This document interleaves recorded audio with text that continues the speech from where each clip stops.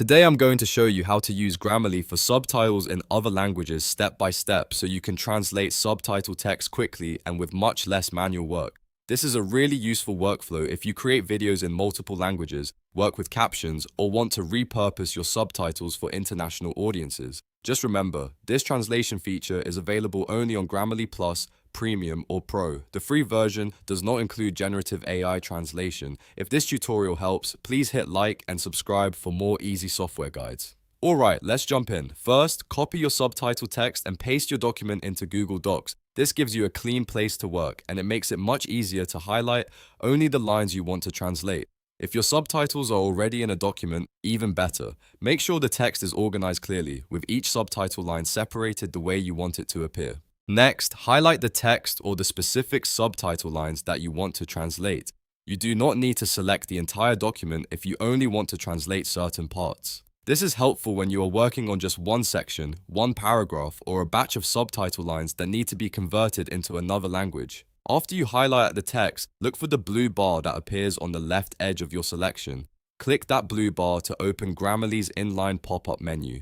This little menu is where Grammarly gives you different AI writing actions, including translation. If you do not see the option right away, make sure your Grammarly add-on is active and that you are signed into a supported plan. Now in the pop-up window, click the Translate option. After that, select the language you want from the drop-down menu. Grammarly will use the selected text as the source and generate a translated version based on your chosen language. This is especially useful if you are preparing subtitles for viewers in different regions and want a faster starting point than translating everything manually. Once Grammarly generates the translated text, carefully check the preview in the generation window. This part is important because subtitle translation should always be reviewed for accuracy, tone, and readability.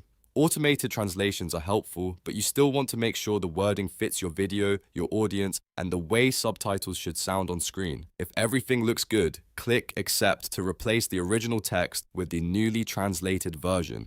That's it. Your selected subtitle lines will now be updated in the language you chose, and you can continue translating the rest of your subtitles the same way. A few quick tips before you go. Keep subtitle lines short and clear so the translation stays readable.